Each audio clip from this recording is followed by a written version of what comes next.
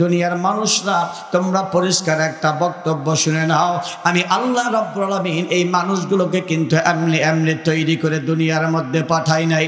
আমার আল্লাহ বললেন, নবী এই মানুষগুলোকে আমি আল্লাহ এই জন্য তৈরি করলাম, মা খালাকাতুল জিন্না ওয়াল ইনসা ইল্লা লিয়াবুদুন। জোরে বলি আল্লাহু আকবার।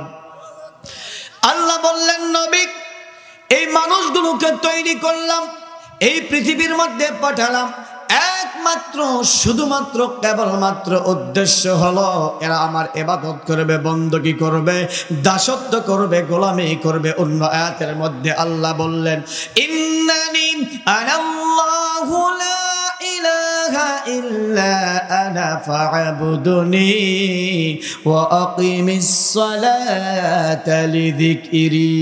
জোরে বলি আল্লাহু আকবার। আল্লাহ বললেন, ইন্নানি আনাল্লাহু লা ইলাহা ইল্লা আনা ফা'বুদুনি। আল্লাহ বললেন, নিশ্চয়ই আমি আল্লাহ, লা ইলাহা ইল্লা আনা ফা'বুদুনি। আমি ছাড়া তোমাদের কেউ আইনদাতা নাই, আশ্রয়দাতা নাই। আসুন আইন এবং আশ্রয় নিয়ে দুইটি কথা বলে দিয়ে যাই। আমার আল্লাহ বলেন, নবীজি সুন্দর পৃথিবীর মধ্যে বসবাস করো, তোমরা কি চিন্তা করেন না? চিন্তা কি তোমরা করো না? আমি আল্লাহ রাব্বুল আলামিন কত সুন্দর করে জমিনটা তৈরি করলাম।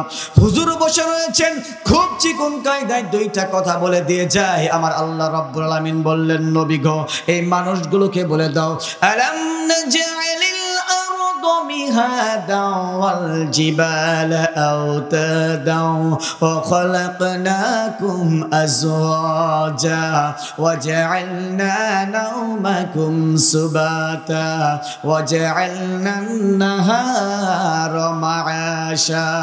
জোরে বলি আল্লাহু আকবার। শিবে আবু তালিব সে এক কারাগার, কাটল সেথায় তোমার বহুদিন হলো পার।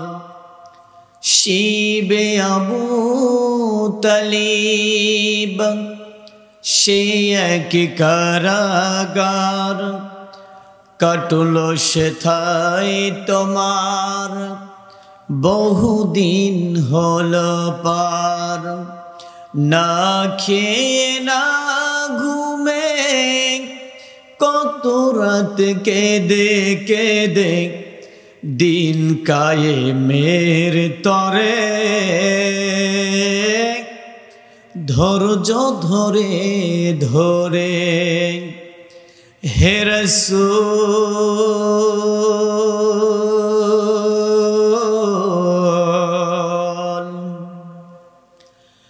এসে গেল বদর উহুদ,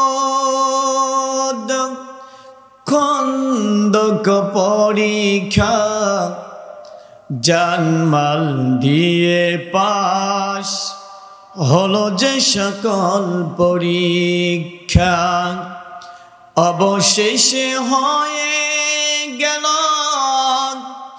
দিন কায়েমের বিজয় তরি।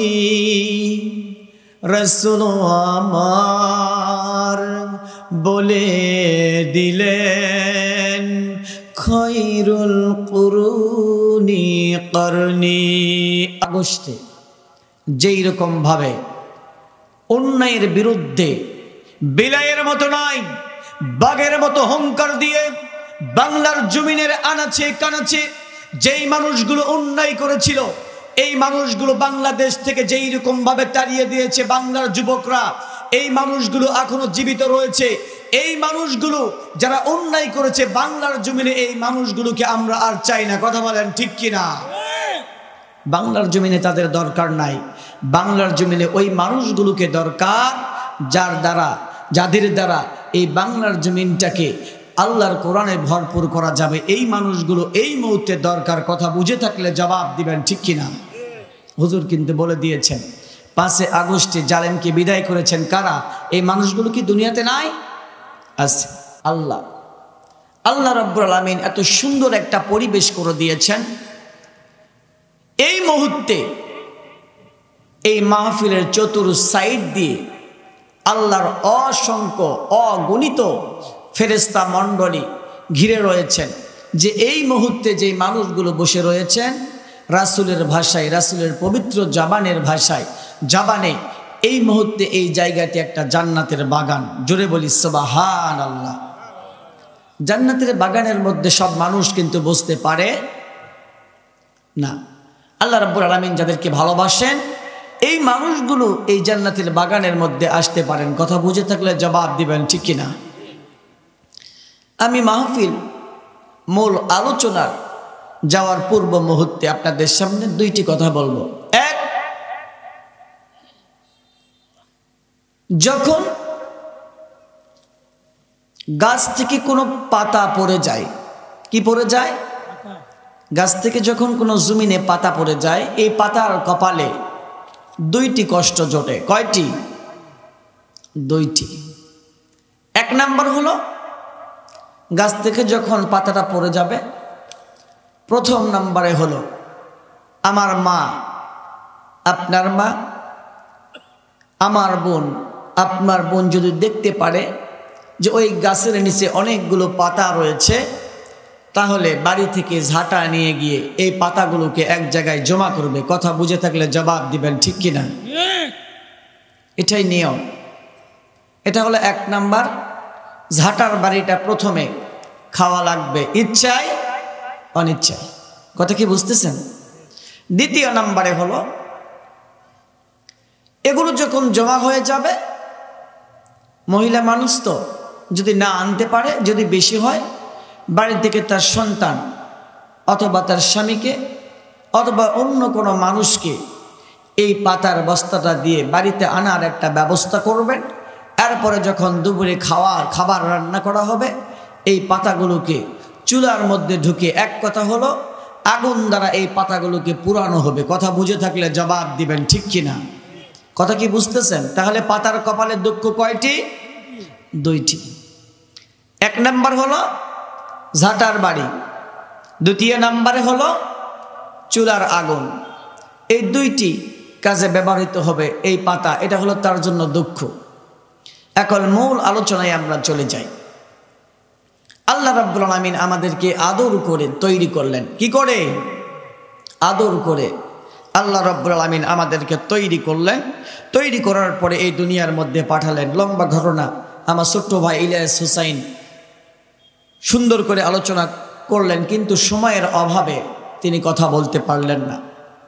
আল্লাহ রাব্বুল আলামিন আদর করে তৈরি করেছেন। জোরে বলি সুবহানাল্লাহ। এই মানুষগুলোকে আদর করে তৈরি করার পরে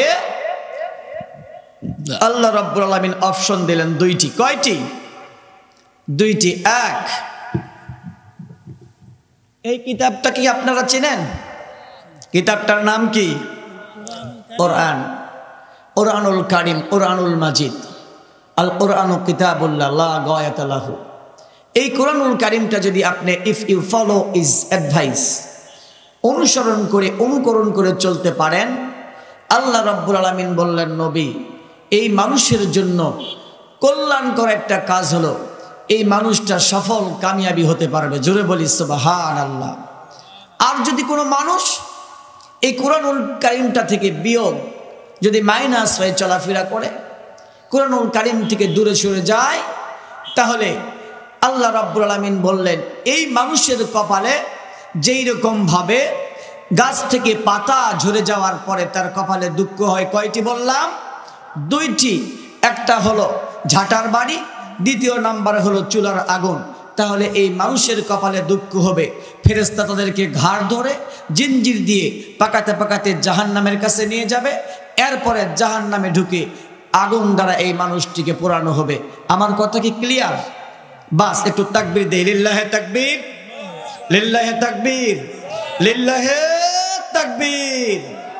বলেন নবী, ইয়া আইয়ুহাল্লাযীনা আমানু তাকুল্লাহা হাক্কা তুকাতিহি ওয়া লা তামুতুন্না ইল্লা ওয়া আনতুম মুসলিমুন। জোরে বলি আল্লাহু আকবার।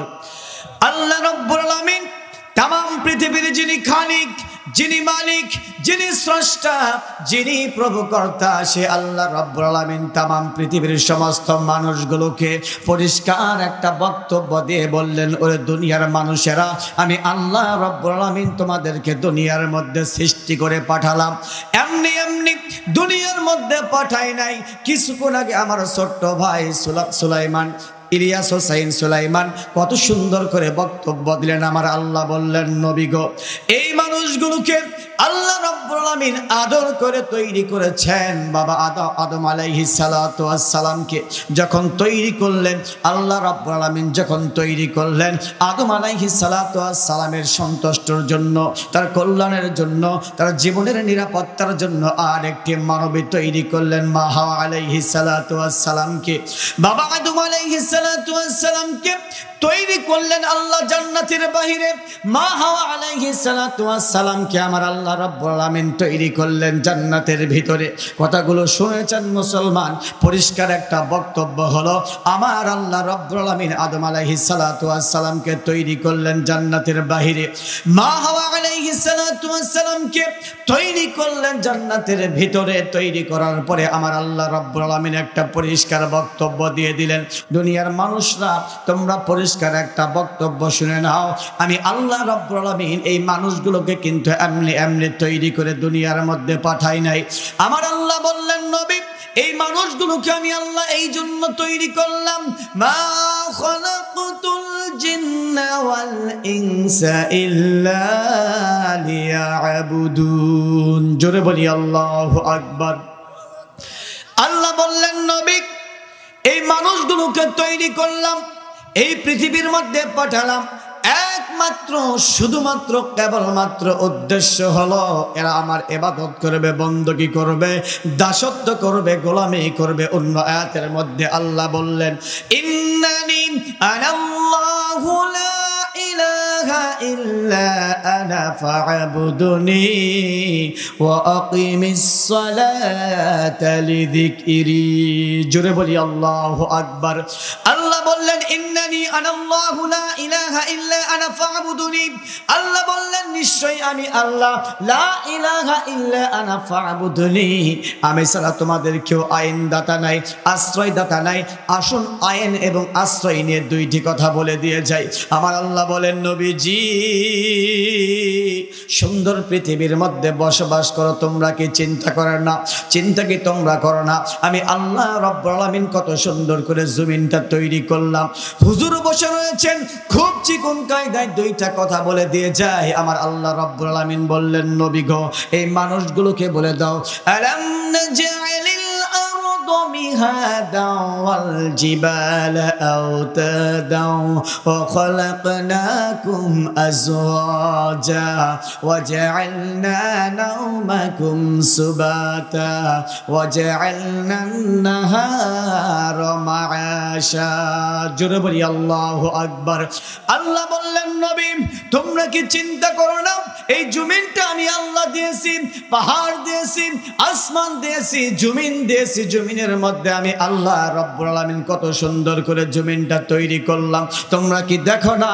আমি আল্লাহ রাব্বুল আলামিন জমিনটা তৈরি করার পরে কত বড় বড় পাহাড় আমি আল্লাহ তৈরি করলাম। কেন আমি জিবাল তৈরি করলাম? তোমাদের কি প্রশ্ন আসে না?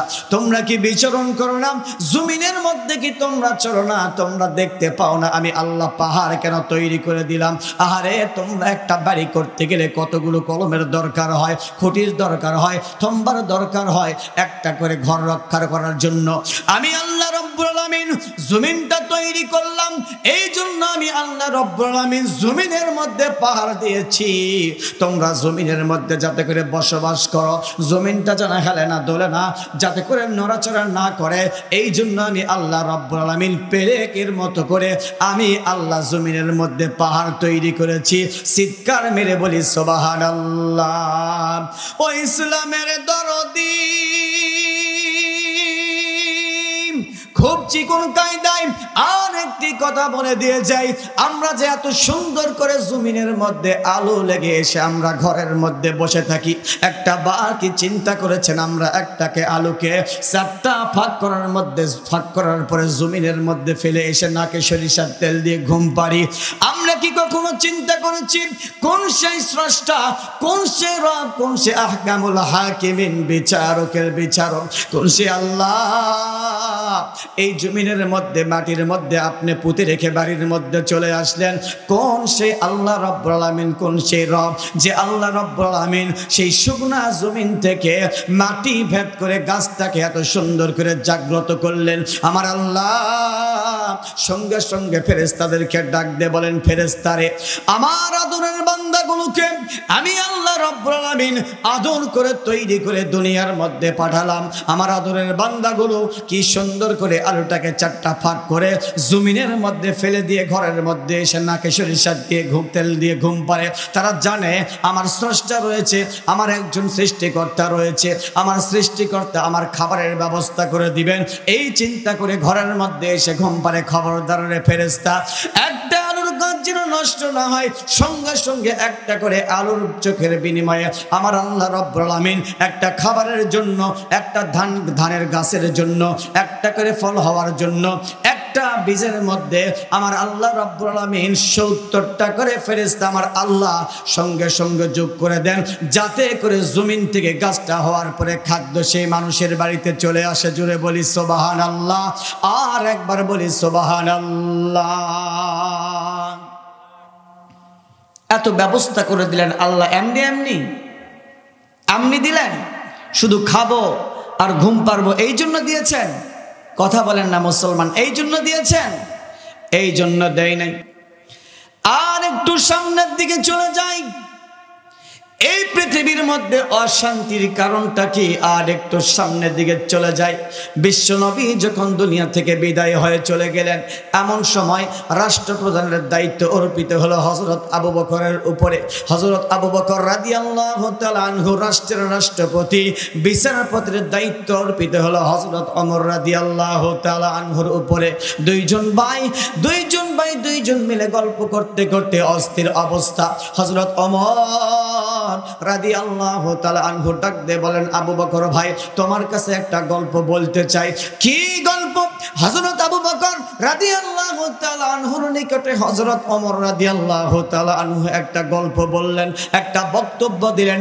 বক্তব্যটা ধরন ছিল এইরকম, আল্লাহর বান্দা দুইজন বসে গল্প করতেছেন। ভাই রে, একটি বছর চলে গেল, অতিবাহিত হয়ে চলে গেল, কোনো মানুষ আমার কাছে বিচারে নিয়ে আসলো না। কি জন্য আসলো না? কেন আসলো না? আমি খলিফাতুল মুসলিমিন ওমর রাদিয়াল্লাহু তাআলা আনহুর মনের মধ্যে একটা ভয়। কি জন্য, কোন কারণে কোনো মানুষ মদিনার মধ্যে আমার কাছে বিচার নিয়ে আসলো না? কোনো ভয় পাই নাকি? আমাকে দেখে কোনো মানুষ ভয় পায় নাকি? কারণটা হলো, ইসলাম গ্রহণের পূর্বে যখন আমি মুসলমান হই নাই, এমন সময় মক্কা মদিনা মক্কার মধ্যে এমন কোনো মানুষ নাই, মা যখন সন্তানকে ঘুম পাড়ানোর জন্য যেত, মা যখন সন্তানকে ঘুমের জন্য যখন ঘুম আসতো না, খাবার খেত না, যখন অস্থির অবস্থা ছিল, এই সময় সন্তানটাকে জীবনে নিরাপত্তার জন্য, সন্তানটাকে শান্ত করার জন্য, সন্তানটাকে ভয় পাওয়ার জন্য সেই সময় বলতো ওমর আসতেছে, সঙ্গে সঙ্গে সন্তান একদম জোড়া হয়ে যেত, একদম একবারে বিনয়ী হয়ে যেত, নম্র হয়ে যেত। ওই চিন্তা করে খলিফাতুল মুসলিমিন হযরত ওমর রাদিয়াল্লাহু তাআলা আনহু ডাক দিয়ে বলেন, আবু বকর ভাই, আমার চিন্তা হয় কেন মানুষ বিচারে নিয়ে আমার কাছে আসে না, আমার ভয় লাগে কেন মানুষ আসে না। এক পর্যায়ে হযরত আবু বকর রাদিয়াল্লাহু তাআলা আনহু ডাক দিয়ে বললেন, ওমর ভাই, চিন্তার কোনো কারণ নাই। কারণটা হলো, মক্কার মানুষ মদিনার মানুষ তোমার কাছে বিচারে নিয়ে আসে না। এক নাম্বার কারণ হলো, এই মুহূর্তে কোরআনুল কারীম সংবিধান মদিনার মানুষগুলো সুখে রয়েছে, শান্তিতে রয়েছে, কোরআনের ছায়াতলে থাকার জন্য সমস্ত মানুষ শান্তিতে রয়েছে, খুন নাই, ধর্ষণ নাই, যার কারণে ওমরের দরবারে কোনো বিচার নাই। জোরে বলি সুবহানাল্লাহ। কোরআন যদি সংবিধান আকারে বাংলার জমিনে কায়েম হয়ে যায়, কোনো মানুষ চুরি করবে না, কোনো মানুষ ধর্ষণ করবে না, রাহাজানি ছিনতাই করবে না, কোনো মানুষ সম্পদ নষ্ট করবে না, ভাইয়ের হক নষ্ট করবে না, বোনের হক নষ্ট করবে না, সব মানুষগুলো, সন্তানগুলো, সব মানুষগুলো ভালো থাকবে। সন্তানগুলো ইয়াবাখোর হবে না, বাবাখোর হবে না, সন্তানগুলো কোরআনুল কারীমের জিন্দা সৈনিক হতে পারবে। আমার ভাইয়েরা, পরিষ্কার বক্তব্য হলো কোরআনের ছায়াতলে যদি কোনো মানুষ আসে, কোরআনুল কারীমটা যদি মেনে নেয়, দুনিয়ার কোনো মানুষ সেই মানুষটি আর খারাপ থাকবে না। সব মানুষগুলো আবু বকর ওমরের মতো মানুষ হবে, আবু জেহেলের মতো মানুষ বাংলার জমিনে পাওয়া যাবে না। কথা বলেন ঠিক কিনা? তাহলে এই মুহূর্তে আমরা সংবিধান, কোরআনুল কারীম সংবিধান হোক, এটা আমরা কে কে চাই? একটু দুহাত তুলে দেখাই। লিল্লাহে তাকবীর, লিল্লাহে তাকবীর। বাস, কোরআনুল কারীম শুধু আল কোরআনের আলো, ঘরে ঘরে জ্বালো বললে হবে না। ঘরে জ্বালে আপনি কি করবেন? সংসদে জ্বালাতে হবে। সংসদে যখন কোরআনুল কারীম পাশ হবে, বাংলার জমিনের মানুষ আর চুরি করবে না, ধর্ষণও হবে না, ছিনতাই হবে না। সব মানুষগুলো দোতরা তারের মতো টনটনা হয়ে বাংলার জমিনে চলতে বাধ্য, যদি কোরআনুল কারীম সংবিধান হয়। কথা বলেন ঠিক কিনা?